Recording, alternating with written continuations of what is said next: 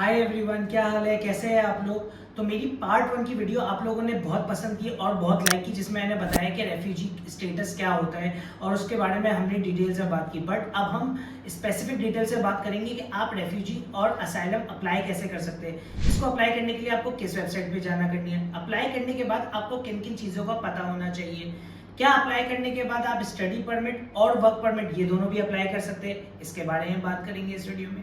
और एक और चीज़ कि आपको लॉयर की जरूरत है या आप खुद ही ये सारा काम कर सकते हैं, इस पर ही बात करेंगे इस वीडियो में डिटेल में। तो बिस्मिल्लाहिर्रहमानिर्रहीम पढ़ के हम शुरू करते हैं वीडियो को। पहले बात करते हैं कि कनाडा में अगर आप आ रहे हैं तो आपको जो अप्लाई करना है तो आप किस तरीके से अप्लाई कर सकते हैं। तो स्क्रीन पे वीडियो का ये लिंक है, ये जो लिंक है ये मैं अपने कैप्शन में भी दे दूंगा, तो आप वहां से भी इसे एक्सेस कर सकते हैं। ये ऑफिशियल लिंक है, इधर जाने के लिए आपको किसी को पैसे नहीं देने, कैनेडियन गवर्नमेंट का लिंक है, इसमें उन्होंने सारी चीजें बताई हुई है। पहली बात आपको जो याद रखनी है कि आपको कनाडा में होना लाजमी है। अगर आप कनाडा में नहीं है तो आप जो है असाइलम या रेफ्यूजी क्लेम ही नहीं कर सकते। तो पहले जब वो आपसे सवाल पूछेगा यू हैव टू से यस, फिर वो आपसे दूसरा सवाल पूछेगा जिसमें वो लिखा हुआ आएगा कि क्या जो आपका जो रेफ्यूजी है आपके सारी रिक्वायरमेंट फुलफिल करते हो, आप यस कहोगे और उसके बाद आप उस एप्लीकेशन पे पहुंचोगे।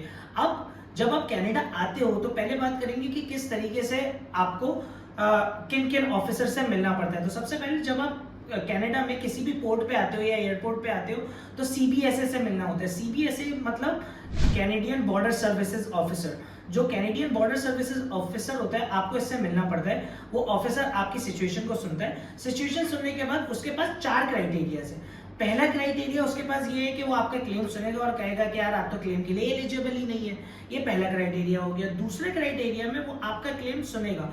क्लेम सुनने के बाद वो आपको कहेगा कि मैं आपको डायरेक्टली अलाउ करता हूँ कि आप डायरेक्टली जाके हियरिंग में पेश हो जाए। हियरिंग में पेश होने से पहले आपको अपना मेडिकल टेस्ट करवाना जरूरी है, ठीक है। अगर थर्ड वो ये कहेगा कि यार अभी जो है मैं आपका एक इंटरव्यू प्रोसेस करता हूँ, आप इंटरव्यू में आके मिले ताकि हम आपसे पूछें और उसके बेस पे हम डिसाइड करेंगे कि आपको हियरिंग में भेजना है या नहीं भेजना। तो ये हो गई तीसरी स्टेज। और इसके अलावा एक आती है चौथी स्टेज। इसमें ये होता है कि आपको वो फर्दर असेसमेंट करते हैं। तो ये कुछ स्टेजेस है, ये भी इस वेबसाइट पे जो इसका मैं लिंक दिया है इस पे आप जाके इनको डिटेल में पढ़ सकते हैं। इसके बाद जब हम नेक्स्ट आते हैं कि अप्लाई कैसे करना है। जब भी आप अप्लाई करने जाते हैं तो आपको डॉक्यूमेंटेशन में ये कुछ चीजों का ख्याल रखना है। पहले आपको अपना बैकग्राउंड बताना पड़ता है, मेरा बैकग्राउंड क्या है। उसके अलावा आपको अपनी फैमिली की कंडीशन और अपनी फैमिली में क्या क्या लोग हैं उनकी तमाम पर्सनल डिटेल्स और जितनी भी सिटीजनशिप है, जो भी चीज़ें, वो तमाम चीज़ें बतानी होती है। उसके अलावा आपको क्लेम बताना होता है कि भाई मैं क्यों चाहता हूँ, मेरी जान को क्यों नुकसान है, क्या क्या मसले हैं, मुझे क्यों रेफ्यूजी क्लेम चाहिए। वो तमाम आपको प्रूफ के साथ कैनेडियन गवर्नमेंट को सबमिट करना होता है। उस सबमिशन की बेस पे ये होता है, जब ये सबमिट हो जाता है तो उसके बाद आपको हियरिंग अलॉट होती है। हियरिंग मतलब कि आप एक ट्रिब्यूनल के सामने जाते हो। ये ट्रिब्यूनल जो होता है ये इमिग्रेशन रेफ्यूजी बोर्ड है, IRB। तो ये IRCC जो होता है ना, इमिग्रेशन रेफ्यूजी जो डिपार्टमेंट है वो इसको डील नहीं करता है। इसके लिए स्पेशल बोर्ड है जिसे कहते हैं इमिग्रेशन एंड रेफ्यूजी बोर्ड। ये बोर्ड जो है ये ट्रिब्यूनल है। यहाँ पे जज होता है, आपके साथ आपका लॉयर होता है, आप होते हो और आप यहाँ पे जाके अपने केस की जिरा करते हो और उस केस में आप ये बताते हो कि क्यों जरूरी है, ठीक है। उसमें आप तमाम प्रूफ्स देते हो और डिपेंडिंग ऑन योर प्रूफ्स वहां पे जज ये डिसाइड करता है कि आपको असाइलम देना है या नहीं देना, ठीक है। जब असाइलम देने की बारी आती है तो जब सबसे पहले आपने अप्लाई किया, जब आप अप्लाई कर देते हो तो उसके बाद जैसे ही आप अप्लाई करते हो तो फौरन आपको हियरिंग की डेट नहीं मिलती। वो 4 महीने, 6 महीने और कभी कभी साल भर से भी ऊपर चली जाती है। तो इस दौरान क्योंकि आपको वहाँ पे सर्वाइव करना है तो आप कनाडा में वर्क परमिट अप्लाई कर सकते हो। तो जैसे ही अगर आप बोर्ड पे डायरेक्टली अप्लाई कर रहे हो, फॉर एग्जाम्पल आप कनाडा पहुंच गए, आप कनाडा पहुंच के आपने कहा कि भाई बॉर्डर पे ही, मतलब बॉर्डर पे जो सीबीएसए ऑफिसर है एयरपोर्ट पे, आप वही अप्लाई कर रहे हो तो उसको आपको उसी वक्त विजिटर वीजा जो है वो आपका अप्लाई करवा देगा। लेकिन विजिटर वीजा आपको उसी वक्त मिलेगा जब आप अपना मेडिकल प्रूफ जमा कराओगे, क्योंकि मेडिकल होगा कि आप एलिजिबल भी हो काम करने के लिए, आपको कोई बीमारी तो नहीं है, तो आपको मेडिकल टेस्ट पास करना पड़ेगा और साथ में बायोमेट्रिक भी देना होगा। अगर आप ऑनलाइन अप्लाई कर रहे हो तो आपको मेडिकल टेस्ट जमा करवाना पड़ेगा।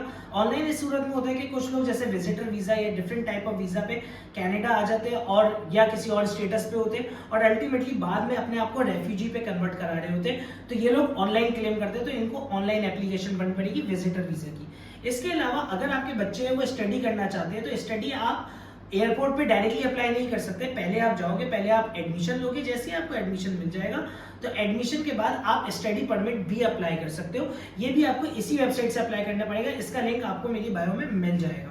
तो ये कुछ चीजें थी। इसके अलावा एक और सवाल जो मैंने शुरू में कहा था, क्या आपको लॉयर की जरूरत है? लोगों को लगता है वो खुद कर लेंगे, तो मैं कभी ये सजेस्ट नहीं करता कि आप खुद करें, क्योंकि एक तो आपको legal representative as a lawyer चाहिए, और शुरू से अगर आपके पास लॉयर होगा तो आपकी स्टेटमेंट जो है वो सिंक्रोनाइज रहेगी, आपको पता होगा। क्योंकि बहुत सारे लोग ये होते हैं कि वो शुरू में आ जाते हैं, और बात ये नहीं है कि वो झूठ बोल रहे हैं, बात ये हो सकती है कि वो आए हैं और वो ऑफिसर को देखा है, उन्होंने कभी अथॉरिटी से बात नहीं की, उन्होंने कभी पुलिस वालों से इतनी लंबी लंबी डिस्कशन नहीं की, उन्होंने जवाब नहीं दिए, हो सकता है उनकी इंग्लिश इतनी अच्छी ना हो, तो वो जो है पहले कुछ स्टेटमेंट्स है और वो स्टेटमेंट रिकॉर्डेड है, और बाद में जब आप क्लेम करो तो उसमें आप डिफरेंट स्टेटमेंट्स लिखो। जब दो स्टेटमेंट आपकी जो है कॉन्फ्लिक्ट करेगी तो जाहिर सी बात है जज को डाउट आएगा, और अल्टीमेटली आपके चांसेस जो है हियरिंग के बाद आपको रेफ्यूजी मिलने के कम हो जाएंगे। इसके बाद जब आप रेफ्यूजी आपको मिल गया, फॉर एग्जांपल आपका क्लेम अप्रूव हो जाता है, फिर आप रेफ्यूजी वीजा आपको मिल जाता है, उसके बाद आप पीआर में अपनी फाइल लगाते हो, पीआर के बाद आप कैनेडियन सिटीजन बन जाते हो।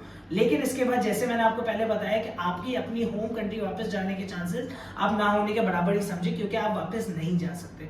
तो ये कुछ डिटेल थी जो मैंने शेयर किया। स्क्रीन पे भी पीछे आपको दिख रहा था कि किस तरीके का पोर्टल होता है, आप पोर्टल पे जाके खुद अप्लाई कर सकते हैं, लेकिन प्रॉपर किसी लॉयर और कंसल्टेंट के थ्रू ही रेफ्यूजी अप्लाई करें। हो सकता है आपका केस जेन्युइन हो, लेकिन आप सही तरीके से प्रेजेंट ना कर सके। और एक और बहुत इंपॉर्टेंट बात मैं आपको इस वीडियो में बताया था कि अगर फॉर एग्जाम्पल आपकी इंग्लिश अच्छी नहीं है और आपको लगता है कि आप ट्रिब्यूनल के सामने कैसे अपने आप को प्रेजेंट करेंगे, तो ट्रिब्यूनल आपको अपनी लैंग्वेज में भी ट्रांसलेटर प्रोवाइड करता है, चाहे वो अरबिक हो, चाहे वो पंजाबी हो, चाहे वो हिंदी हो, चाहे वो उर्दू हो, हर लैंग्वेज में वहां पर ट्रांसलेटर आपको प्रोवाइड किया जाता है। तो आप ट्रांसलेटर ले लीजिएगा अगर आपकी इंग्लिश अच्छी नहीं है। हो सकता है आप अपने फैक्ट्स को अच्छी तरह प्रेजेंट नहीं कर पाए और आप टूटी फूटी इंग्लिश बोले, जिसकी वजह से आपका काम खराब हो जाए। तो ये भी एक चीज़ों का ख्याल रखिएगा। और इस तरीके की मजीद इमिग्रेशन से रिलेटेड अच्छी अच्छी वीडियोस मैं आपकी लाता रहूँगा। तो नीचे कमेंट करना, बताना कि कौन सी चीज़ें जो मैंने मिस कर दी, कुछ चीज़ें जो आप चाहते हैं कि जिन पे मैं मजीद वीडियो बनाऊँ, चाहे वो स्टडी वीज़ा है, वर्क परमिट है, क्लोज वर्क परमिट है, जॉब अपॉर्चुनिटीज़ है कनाडा में, तो तमाम चीज़ें नीचे लिस्ट कर दीजिएगा। या इसके अलावा भी कोई भी चीज़ें जो मैंने मिस कर दी तो ज़रूर बताइएगा। अपने उन दोस्तों से शेयर कीजिएगा जो कनाडा में रेफ्यूजी या इस तरह के वीज़ा प्लान करें, और वीडियो को सब्सक्राइब ज़रूर कर दीजिएगा चैनल को, ताकि इस तरह का अमेजिंग कंटेंट आपसे मिस ना हो। Thank you very much for watching.